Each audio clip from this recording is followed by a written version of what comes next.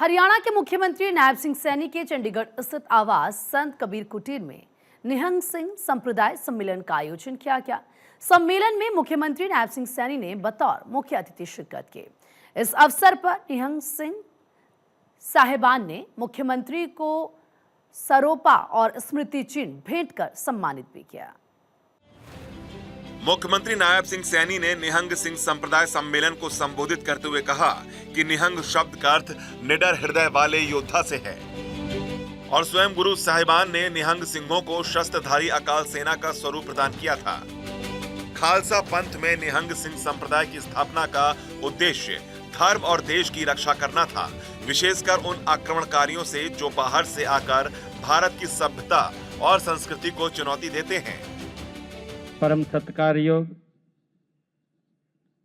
आप वे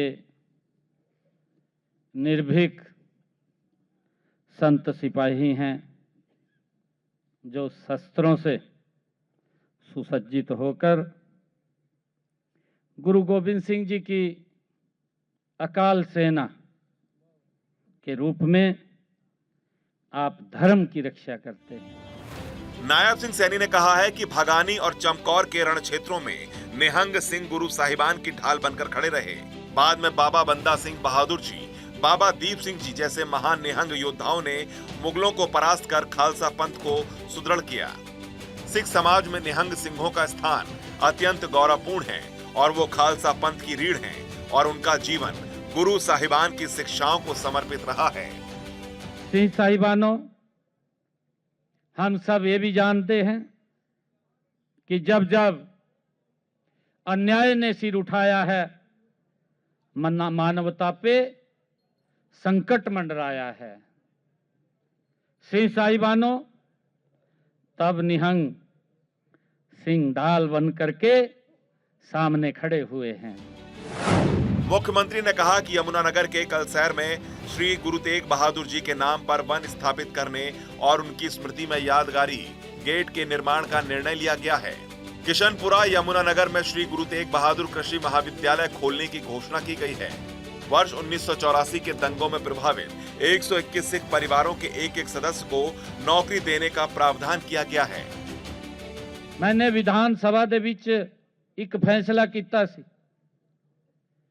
कि जेड़े हमारे 84 ਦੇ दंगिया ਦੇ ਵਿੱਚ वो प्रभावित परिवार ने, जो परिवार जेड़ा मुखिया 84 ਦੇ दंगिया ਦੇ ਵਿੱਚ चले गए सी, उन्हां दे परिवारां नूं हम चिन्हित करके एक परिवार नूं उन्हां दे सरकार दे ਵਿੱਚ नौकरी देने का फैसला मैं विधान सभा ਵਿੱਚ लिखता सी। पंचकुला में वीरबाल दिवस पर केंद्रीय गृह मंत्री अमित शाह ने ऐसे परिवारों को नियुक्ति पत्र वितरित किए।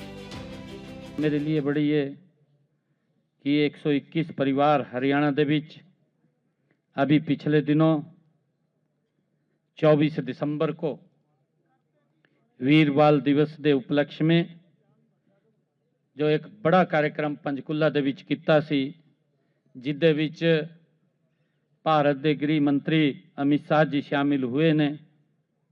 उन्होंने एक बड़ा उत्थे गुरुआं नूं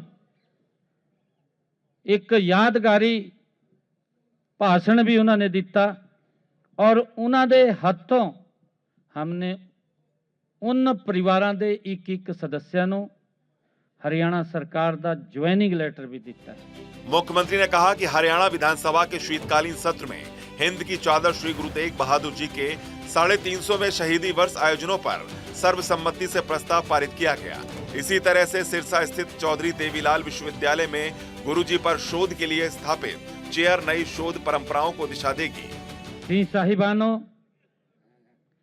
आज राष्ट्र को उसी निर्भीक आवाज, उसी निष्ठा, उसी संकल्प की आज आवश्यकता है।